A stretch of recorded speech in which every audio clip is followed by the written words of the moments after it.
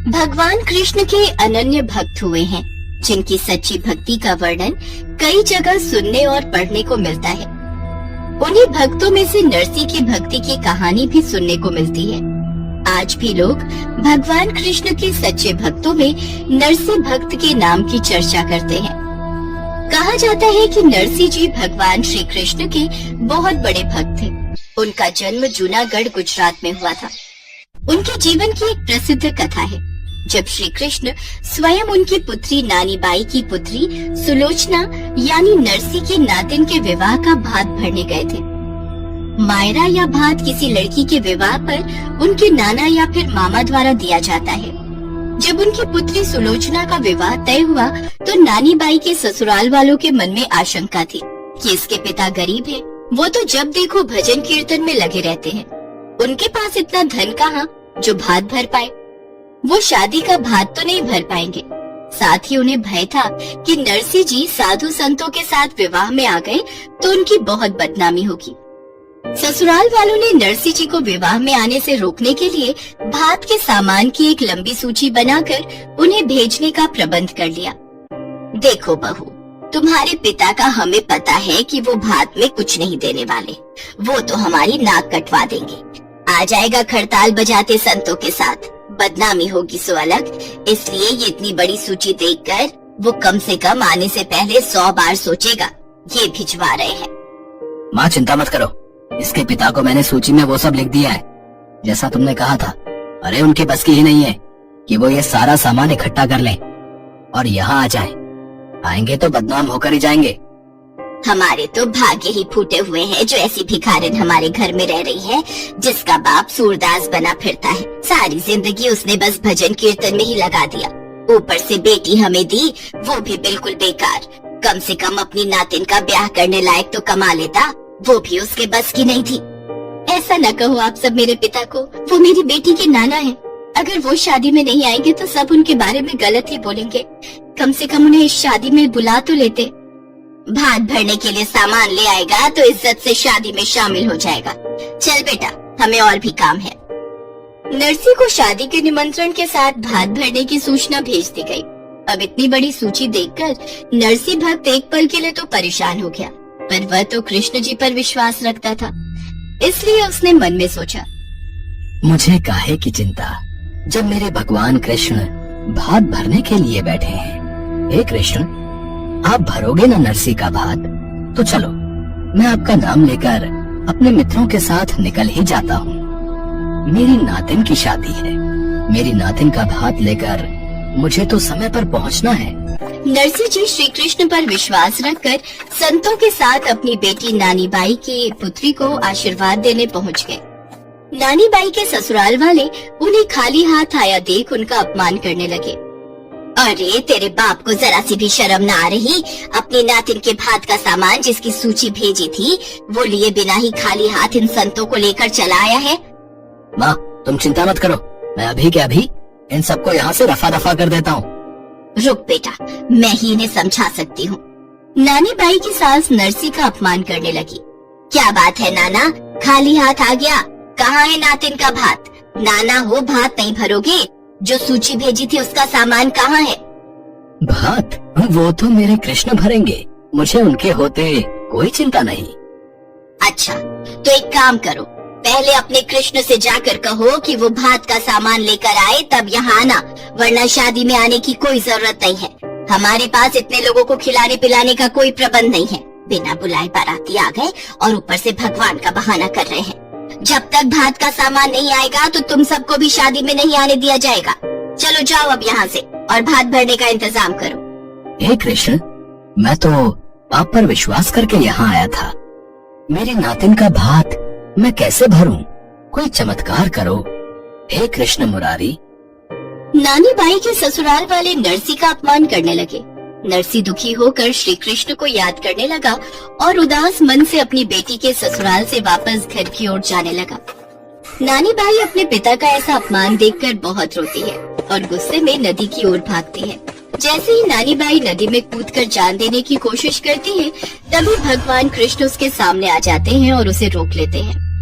नानी बाई अपने सामने भगवान कृष्ण को देखकर फूट फूट कर रोने लगती है। वो हाथ जोड़े उनसे प्रार्थना कर रही थी।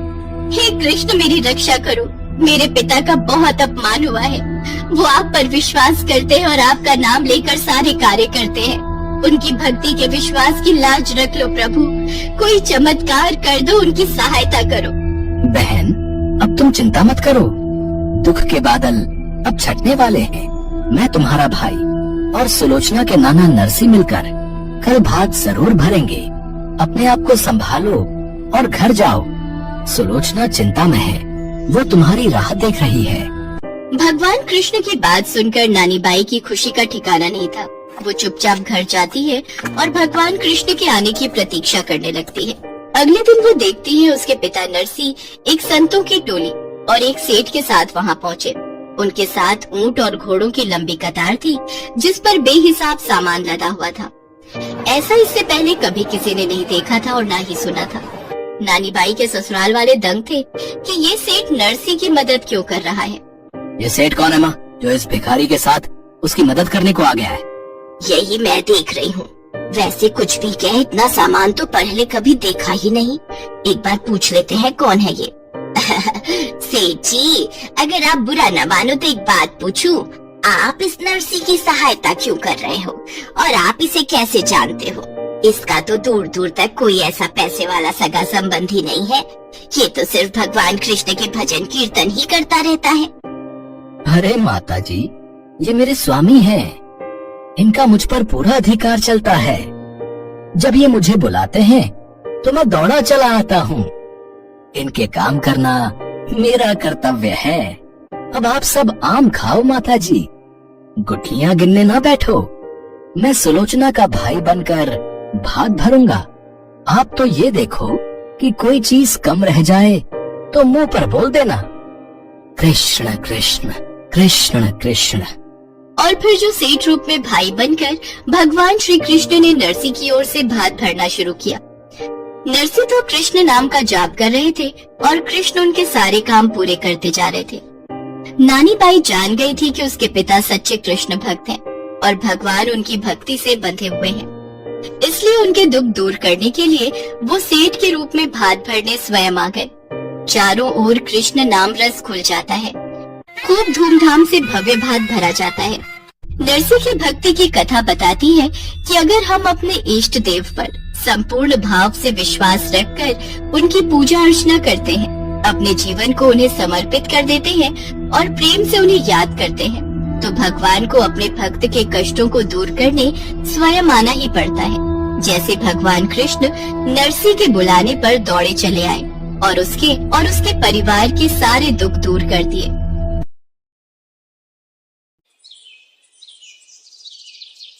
आज से लगभग हजारों वर्ष पहले की बात है, जब भारत में राजाओं का शासन हुआ करता था। ऐसा माना जाता है कि राजस्थान के जयपुर का गोविंद देव मंदिर उसी समय का बना हुआ है।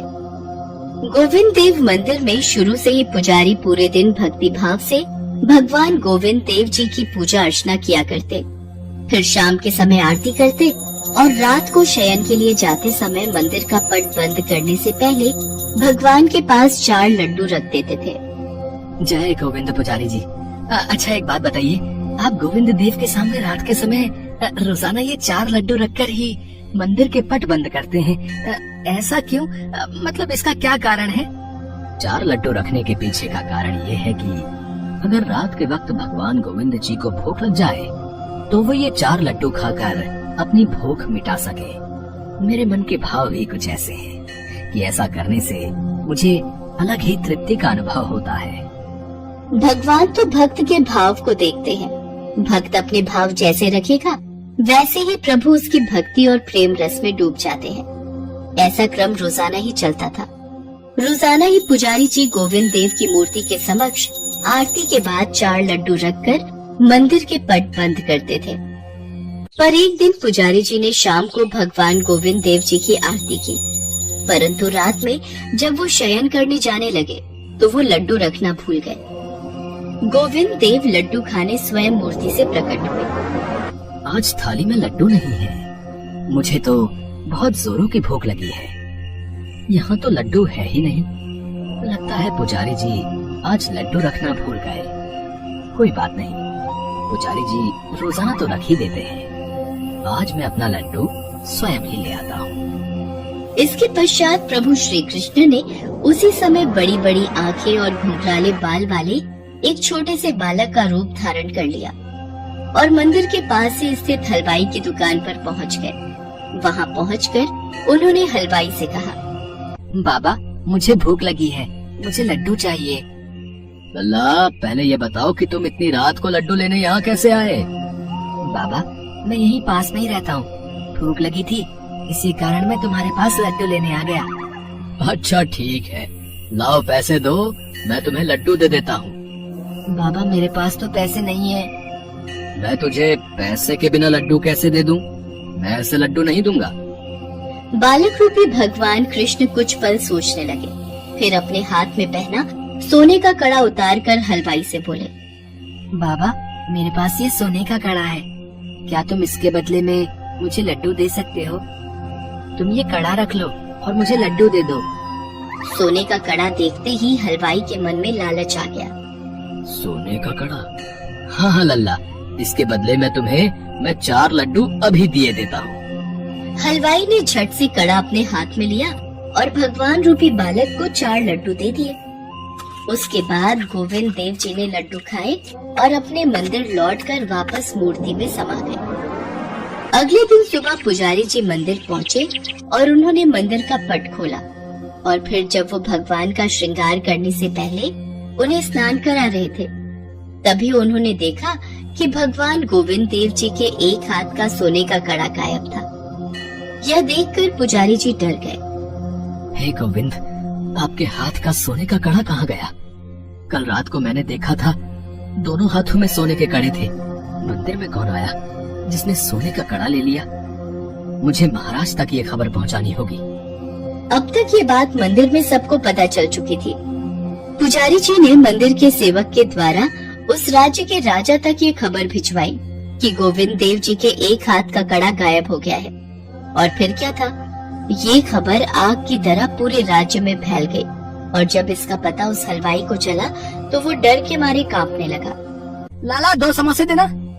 भैया ये किस सोने के कड़े की बात नगर में फैल रही है? अरे तुम्हें नहीं पता, गोविंद देव जी के मंदिर से गोविंद देव जी के हाथों में जो सोने के कड़े हैं ना, उसमें से एक हाथ का कड़ा गायब है भाई। कहीं ये कड़ा वही तो नहीं जो कल रात वो बालक मेरे पास लेकर आया था? मुझे तुरंत ही ये बात राजा को बतानी होगी, नहीं तो सब मुझे ही चोर समझेंगे। हलवाई तुरंत ही राजा के पास गया और भरी सभा में कड़ा देते हुए बोला, महाराज जो कड़ा गोविंद देव जी के मंदिर से गायब है, पुजारी जी से पूछिए क्या ये वही कड़ा है? जी महाराज, ये गोविंद देव जी का ही कड़ा है। लाला तुम्हारे पास ये कड़ा कैसे आया? महाराज कल रात में जब अपनी दुकान बढ़ाकर घर जाने लगा तो उसी समय मेरे पास एक बालक लड्डू लेने आया था और उसी ने मुझे ये कड़ा दिया था और जिसके बदले मैंने उसे 4 लड्डू भी दिए। 4 लड्डू? हे गोविंद, कल रात में आपके लिए थाली में लड्डू रखने भूल गया था। पुजारी जी आप किस सोच में पड़ गए? कौन था वो बालक? महाराज वो बालक कोई और नहीं, स्वयं गोविंद देव जी थे। हे गोविंद, हे कृष्ण मुरारी, मुझे क्षमा कर दो, मैं आपके लिए थाली में लड्डू नहीं रख पाया। आपकी लीला अपरंपार है, मैं आगे से ऐसी भूल कभी नहीं करूंगा। पुजारी जी की बातों को सुनकर राजा और सभा में आए सब लोग हैरान हो जाते हैं कि वो बालक कोई और नहीं बल्कि स्वयं भगवान गोविंद जी थे। और ये बात सुनकर हलवाई भी खुद को कोसने लगा कि वो कितना अभागा है जो भगवान कृष्ण गोविंद मुरारी को नहीं पहचान पाया। वो मन ही मन भगवान गोविंद देव जी से क्षमा मांगता है। उस दिन के बाद से आज तक रोज रात को भगवान गोविंद देव जी को शयन कराते समय 4 लड्डू उनके पास रखे जाते हैं।